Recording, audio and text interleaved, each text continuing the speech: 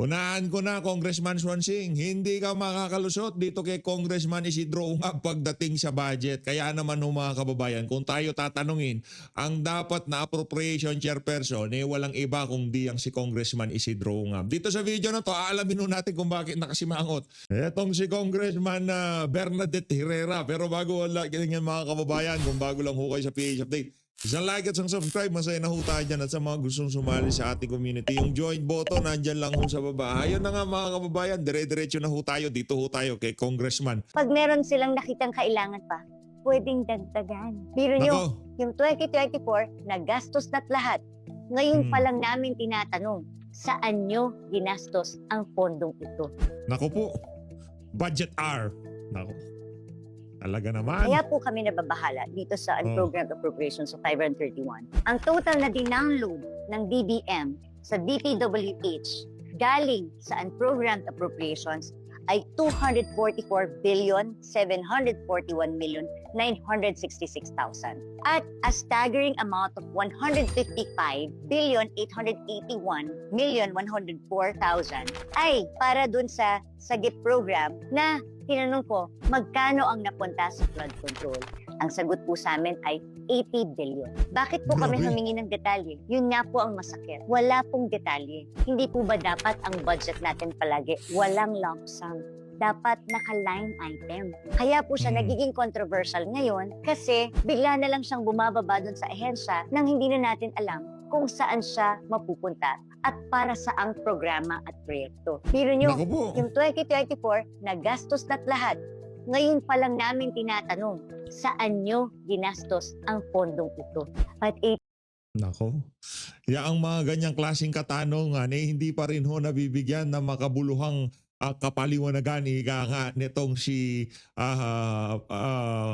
Committee on Appropriation Swansing, di ba? Dapat itong si Mika Swansing, kung gusto niya talagang mapakita na talagang transparent, magiging hindi nakagaya ng mga nagdaang budget, itong 2026 budget. Lahat ng katanungan, pati yung small committee, siya na mismo ang mag-initiate ng effort para mailabas. Yung yung mga records na yan. Kaso, itong si Ma'am Bernadette, parang hanggang sa ngayong panahon na to, hindi pa rin ho ata nabigyan ng kasagutan yung mga katanungan na yan. 80 billion po dito ay napunta sa flood control program. Grabe, 80 Kaya billion. po ang aming suggestion, dapat itigil po ang practice ng unprogram. Pag nakolekta, pwede naman pong bumalik sa Kongreso at gawa ng line item para nang sa ganon alam po ng taong bayan kung saan gagastusin. For years, this has been a source of flexibility, perhaps too much flexibility. Kung kami lang po ang masusunod, wala na sanang unprogrammed funds. Ang maganda po kasi doon sa kasalukuyang provision na yon is it gives the Flexibility. flexibility to be able to move across programs. For example, in the case of the contingent fund, there may be Yung flexibility para manakaw. Para manakaw, yun ang gusto niya, flexibility, di ba? Hindi, ilagay na natin, i-line item na natin. Di ba? I-line item na natin, hindi yung flexibility. Ano flexibility para manakaw, kagaya na nangyari sa 23, 24, 25 budget. Ito naman si Mika Swansing, oo.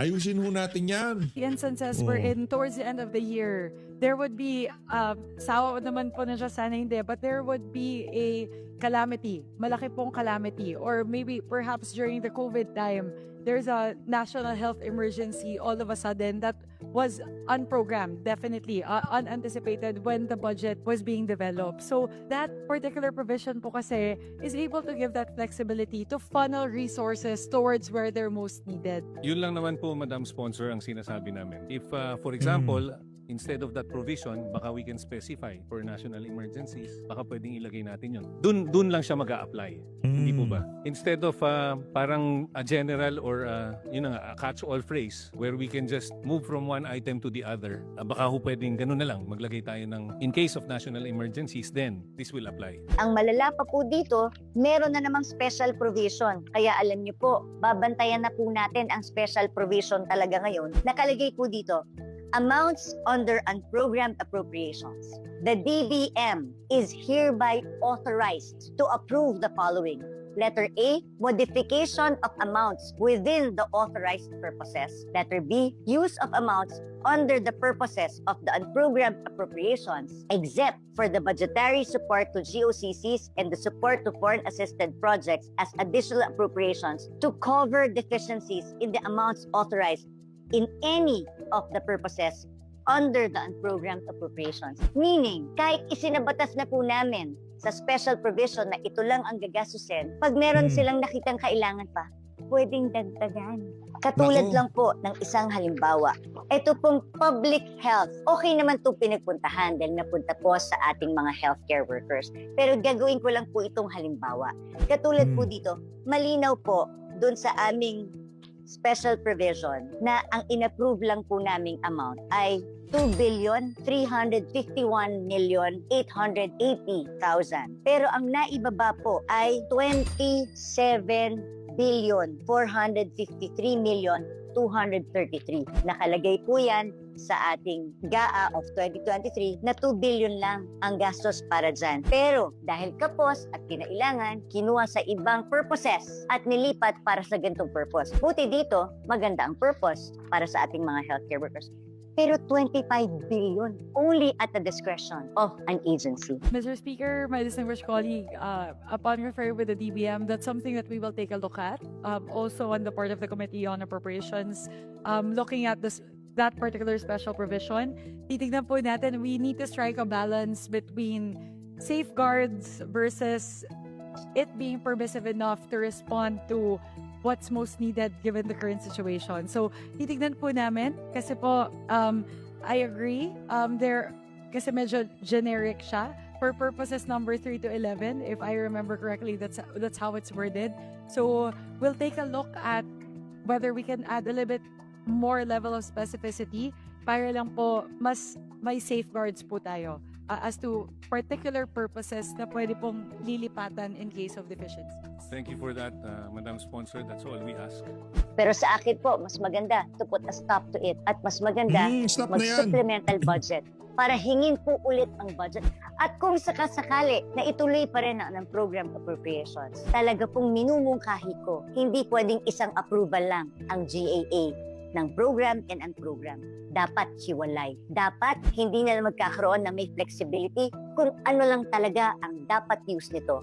Doon lamang Doon dadalhin. lang. At dapat naka-itemize yung expected. Isipin niyo ho yung mga sinasabi na yan itong si Congresswoman na Bernadette Herrera, di ba? Itong si Congressman BH. Mantakan niyo ho doon sa mga ika nga mga kababayan nating hindi ho ganun kataas ang pinag-aralan. Paano nila maiintindihan yung unprogram GAA? Paano ho?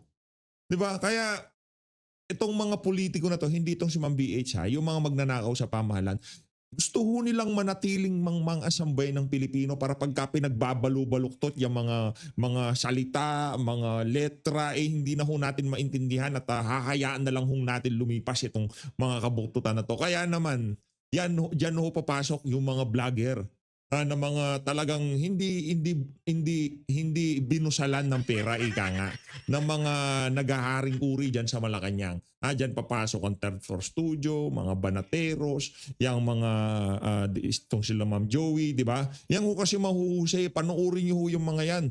Kahit huli na ho si PH, sila na ho unahin nyo.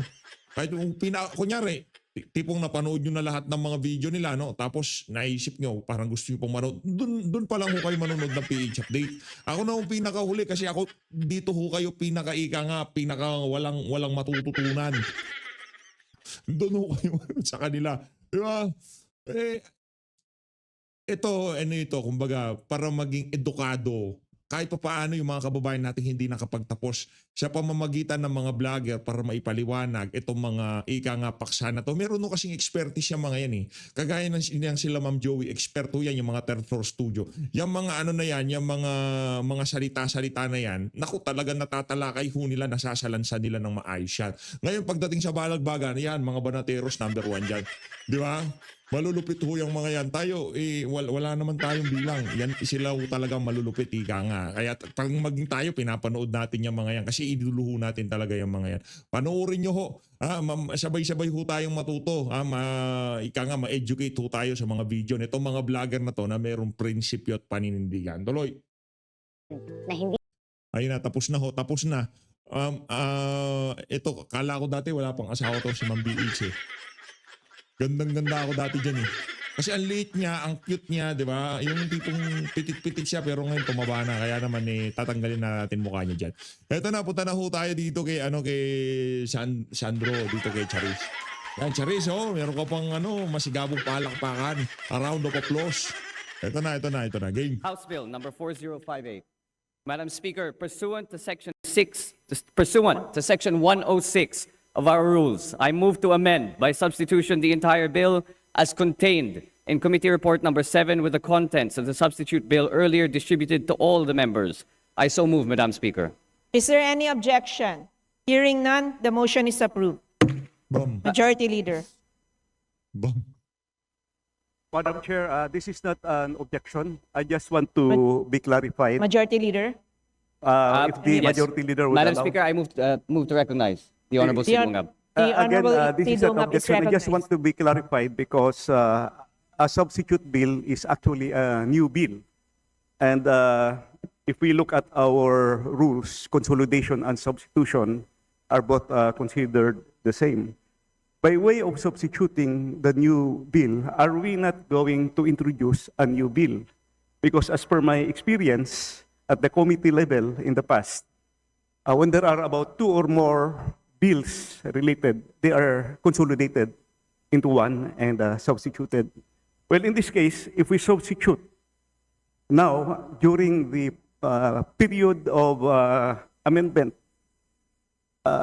will it not require a new procedure, a new process going back to debating? Majority Leader, please Yes. respond. Madam Speaker, to respond to the query of the gentleman from Davao, again, as previously mentioned under Section 106 of our rules covering amendments, it says on the top of page 68, a motion by the Majority Leader to amend by substitution of the entire bill or joint resolution shall precede consideration of individual amendments to the bill or joint resolution under consideration. Yes, I do accept that. As again, I am not objecting, but I just want to be clarified with the procedure, considering that it is a new bill. So I remember there was one instance in the past, in the reproductive health bill, that during the period of amendments, a substitute bill was introduced and it was accepted by the author, the late Honorable Lagman. But the new bill was also subjected to a new kind of debate. I'm just saying this and for just purposes of accepting the explanation. I'm just pointing out that a new bill will require another procedure. So I just hope that it will be addressed, Mr. Speaker. Your comments truly noted. Majority Leader. Yes, Madam Speaker, just to continue with the query of Kong Ungab, there were 7 instances in which this rule was used, particularly with the Create More Bill, the Cooperative Code, Maharlika Bill, Bayanihan Tahilas 1, Reproductive Health, the BARMM law, and the Train law, all of which were replaced by substitute bill. Thank you, Madam Chair. Just want to, because if our purpose is to replace the small committee procedure, then the purpose is for transparency. So this should be more transparent. Madam Speaker, Majority Leader. with regards to that query, may I move that we request the sponsor, Kong Swan Singh, for her clarification. Thank you, Madam Speaker. The Honorable Swan Singh, you're recognized. Madam Speaker, in terms of the procedure, so all the amendments that were incorporated into the second reading version of the General Appropriations Bill, which were circulated to the members earlier, before the plenary session were deliberated on by the Budget Amendments Review Subcommittee last October 8, 2025. So all of the whole deliberation was live streamed, then it lasted for around, I believe, 20 hours in total, including the first Budget Amendments Review Subcommittee. So in terms of transparency, we can vouch for that on the part of the Committee on Appropriations, as well as the Budget Amendments Review Subcommittee, that all of the amendments were deliberated on and are reflected in the second reading version, and there will be no other amendments that will be incorporated into the General Appropriations Bill after it is approved on second reading. So we can commit to our distinguished colleague, the Honorable Isidro Ungab, that all the amendments were deliberated on, that are accordingly reflected in the second reading version, and there will be no other amendments after the GAB is approved on second reading. Thank you, Honorable Sonsing. Majority Leader. Yes, Madam Speaker, thank you. That being the case, I repeat my motion. I move to amend by substitution the entire bill as contained in Committee Report Number 7 with the contents of the substitute bill earlier distributed to all the members. I so move, Madam Speaker. Is there any objection? Hearing none, the motion is approved. Majority Leader. To the sponsoring chairman, this is an objection at the same time since the chair has ruled an appeal to the decision of the chair. Majority not Leader.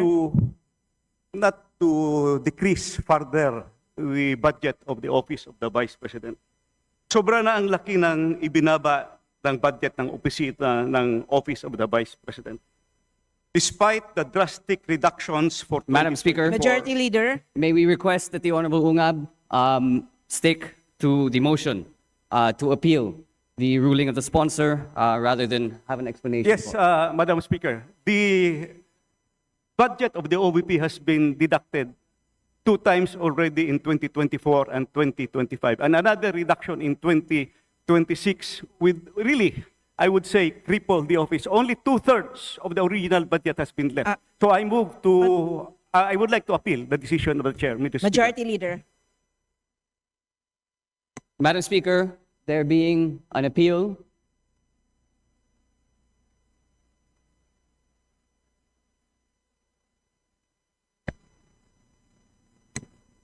Madam Speaker, there is an appeal to the ruling of the chair to reject the proposed amendment. I now move to divide the House. For the information of the body, an aye vote sustains the appeal and the nay vote defeats it. The majority kindly solicits a nay vote. All those in favor to the appeal say aye. Aye. All those against say nay. Nay. The nays have it. The appeal is lost. Majority Leader. Mga basura ho talaga. May araw din kayo. Walang nga talaga kayo eh. Wala na. 2024 binawasan ng budget. 25 talagang tinapyasan. Maging dito sa 26. Talaga hong inaano nila eh. Binabaldaho nila nga, di ba? Yung tipong pinaparalyze nila ang opisina ng tanggapan ng pangalawang Pangulo para hindi makapagtrabaho, hindi makabuelo sa 2028. Anak ng tekang garapata. Sa bagay, nakikita naman ho yan ng ating mga kababayan, di ba? Kung sakaling lumapit ho kayo sa opisina ng pangalawang Pangulo at nanghihingi ho kayo ng tulong, pagka hindi ho kayo napagbigyan, hindi ho kasalanan yun ni VP. Kasalanan ho yan ng mga magnanakaw na congressman na ika nga sila ho talagang pinakasangkot dito sa iskandalo ng flood control na to. Pero pagdating mo sa budget nitong si VP Sara, akala mo kung sinong mga santo. Ayaw, ano to ka, budget na yan eh. Hindi na confidential and intelligence fund yan. O sige, pagpalagay na natin, may issue kayo dun sa confi fund ni VP. Pero ito hindi na confi fund to. Budget na to. Naka-audit na to. Anong tawag dito? Naka-COA na to. Yun ngang confidential fund, hindi pa nga sila magkasundo kung mayroong problema o walang problema. Pero tayo dito, nagkakasundo tayong lahat na walang problema. Bakit? Kasi hindi magnanakaw ang mga Duterte. Pero yung mga Marcos at Romualdez, sigurado ako 100% magnanakaw yung mga yan. Madam Speaker, moving on, I move that we recognize the Honorable Antonio Tino for his individual amendments. The Honorable Antonio L. Tino from the May panahon yan. May panahon din kayo, mga walang ya kayo. Lipat na ho tayo dito kay Senator Bato de la Rosa. Pakinggan ho muna natin itong si Congressman Paulo Marcoleta kung ano yung kanyang individual Marcoleta of amendments. Sagip Party List for his individual amendments. The Honorable Paulo Henry Marcoleta from Sagip Party List is recognized for his individual amendment. Madam Speaker, before I begin with my amendment, let me just manifest na lahat po ng aming proposed amendments Please ng proceed to minority your amendment. ay nireject po. Honorable Marcoleta, please proceed to your At amendment. ang Vice President na budget lang po ang inapprove ng plenaryo. What's your amendment, Yun Honorable lang Marcoleta? naman po. Anyway, Madam Speaker, this representation manifests a reduction to the funding items listed under the Presidential Communications Office, specifically under item 2, lines 9 to 13, page 17 of House Bill number 4058, allocating the amount of 1,400,150,000 to the PCO for the hosting of the ASEAN Summit and meetings in 2026. As I have pointed out previously and repeatedly, it is my position that this funding is redundant, unnecessary, excessive, and a potential avenue for misuse or corruption. Meron na pong 10.7 billion na nakalodge sa Office of the President para sa ASEAN Summit. At a total of 17.450 billion for this ASEAN chairship. Yung pong 1.4 billion para sa PCO ay isang kalabisan. Kaya gusto ko po ay ilipat ito sa mga ahensya na mas karapat dapat makatanggap. Yan. Madam Speaker, may I proceed with the proposed line Please amendments? proceed. Ang taray naman nagpe-preside ng hearing. Di ba? Ang taray niya. Madam Parang Speaker, mangangati, no? I have the following proposed amendments to the General Appropriations Bill. For PCO proper, appropriation for ASEAN Summit and meetings in 2026, line 9, page 17, item 2, Office of the President, delete 553 billion 703 million. I'm sorry, 553,703,000. What's the pleasure for sponsoring chair? Actually, I have several Please proceed lines. then. Shall I recite Honorable them line by Marcoleta, line? please continue. Please complete your amendment, Okay. Honorable Marcoleta. For PCO BCS appropriation for ASEAN Summit and meetings in 2026, located in line 10, page 17, item 2, delete 17,673,000. For PCO NIB appropriation for ASEAN Summit and meetings 2026, line 11, page 17, item 2, delete 284,000. For PCO Philippine Information Agency, appropriation for ASEAN Summit and meetings in 2026, line 12, page 17, item 2, delete 20,617,000. For PCO PBS RTVM, appropriation for ASEAN Summit and meetings in 2026, line 13, page 17, item 2, delete 807,873,000, and correspondingly add this corresponding sum of 900 million to DepEd OSEC for build or repair of classrooms, and add 450,150,000 to NIA irrigation systems, and add 50 million to DICT, CICC for intelligence funds. That's all for PCO. What's the pleasure for sponsoring chair? Madam Speaker, before I respond to the amendment, I would just like to manifest a response of the committee with regard to the first statement of the Honorable Marcoleta.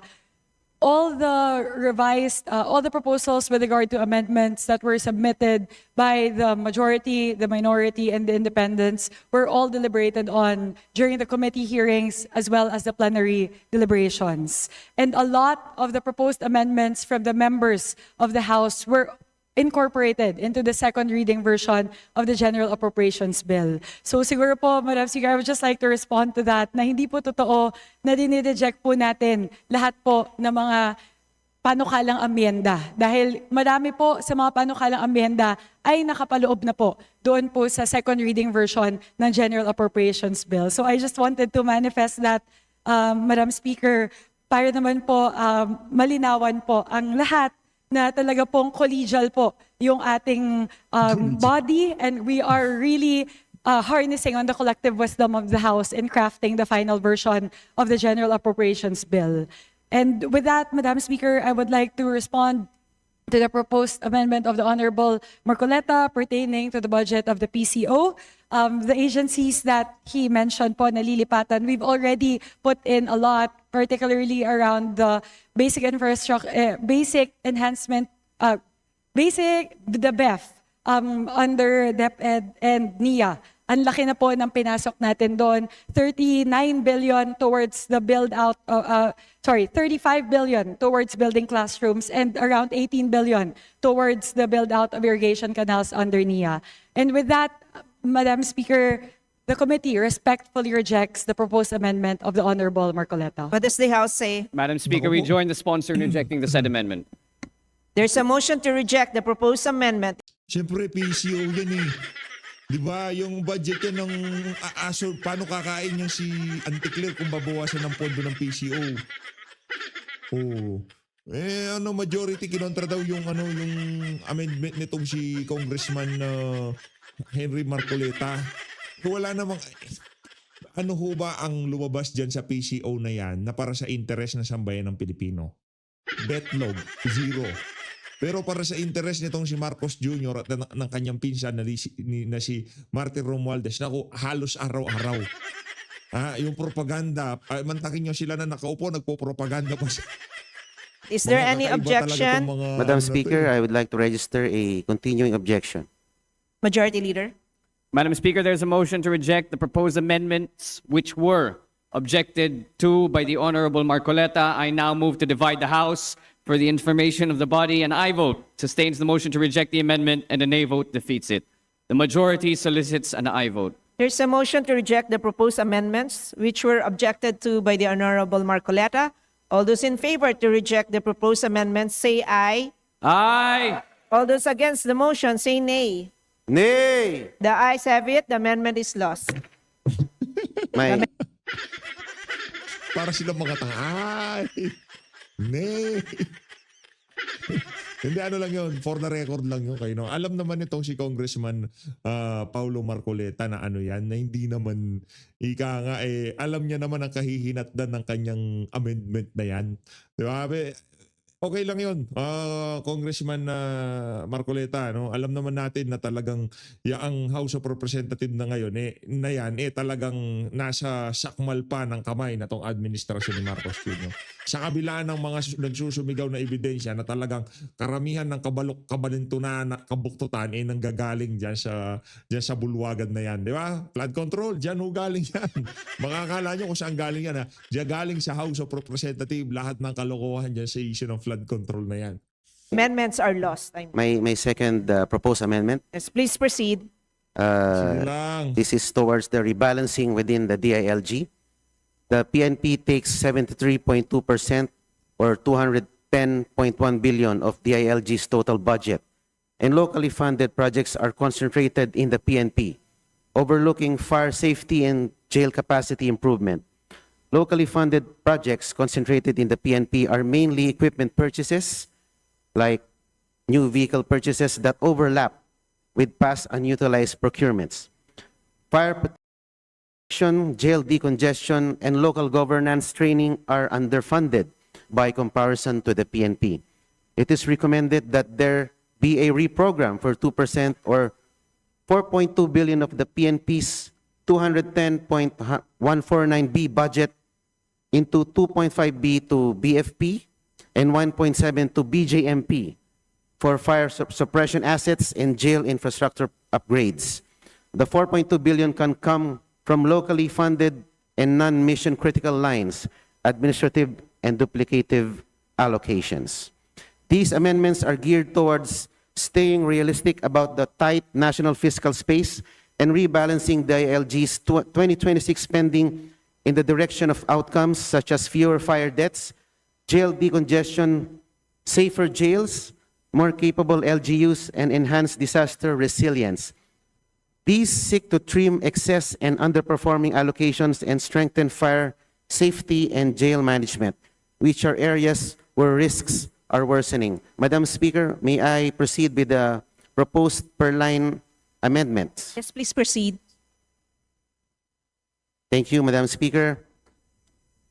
For PNP Personal Services, Administration of Personal Benefits Central Office, found under line 23, page 1185, item 17 of the DILG, reduce 1 million. For construction of new building of the PNP National Headquarters, Phase 2, line 47, page 1196, item 17 of the DILG, reduce 1.2 billion. For PNP One Network, found on line 53, page 1196, item 17 of the DILG, reduce 700 million. For PNP drug-related data integration and generation system, found on page 1196, item 17, DILG, remove 300 million. For Camp General Rafael Crame Safe Camp Security System, found on line 37, page 1196, item 17, reduce 250 million. And for procurement of motor vehicles, found under line 13, page 1187, item 17 of the DILG, reduce 500 million. And under the title Strengthening of the PNP Anti-Cybercrime Capability, lines 15, page 1197, item 17, reduce 250 million.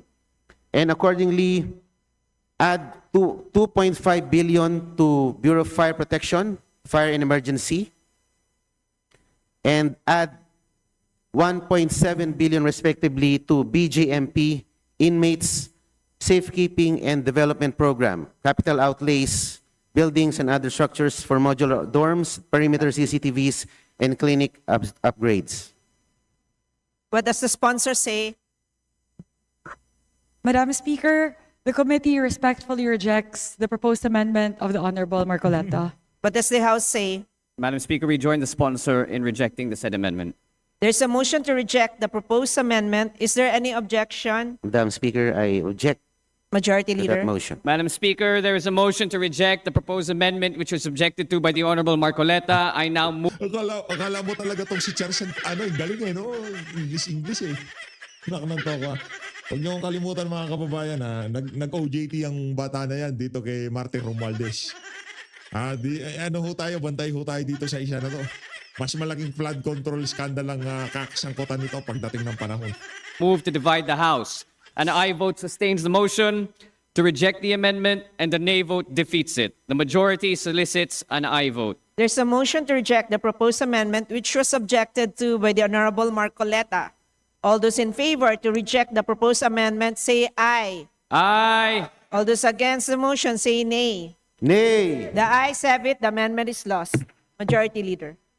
Madam Speaker, I now move to recognize Representative Rene Luis M. Co. of Kabataan Party List for her individual amendments. The Honorable Rene Luis M. Co. from Kabataan Party List is recognized for her individual amendment.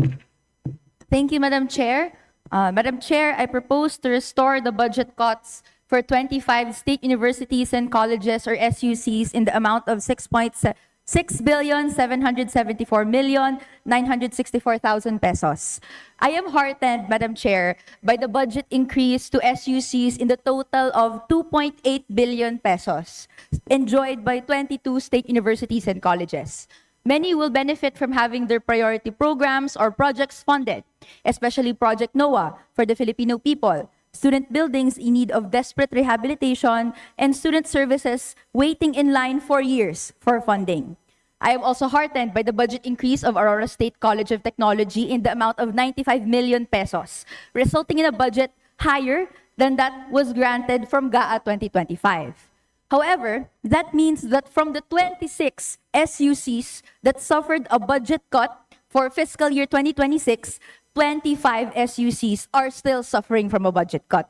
While we recognize that the Eastern Samar State University received an increase of 70 million, South Cotabato State College received 30 million, and Mindanao State University received additional 14 million, they did not get their Ayun na nga mga kababayan, dito na una tatapusin ng ating reaction video. Nakikita nyo naman ang frame. Siguro pagka nakita nyo na yung literato nitong si Sabay, ika nga, aalis na ho tayo. Dahil ika nga, matutulog na lang yung iba natin mga kababayan dyan. Ayoko na ho kayong ma-stress. Ayoko na ho kayong hindi pong kahit sa kahit sa loob-looban nyo lang parang gusto nyong, di ba? Parang gusto nyong tawagin si Junel. Junel, patahimigin mo nga yan si di ba? Eh, hindi na ho natin papalabas. As always, maraming salamat ho sa pag-support sa PH Update. Mag-ingat ho kayo lahat. Mahal natin Pilipinas. Maraming salamat mga kababayan. Saludo!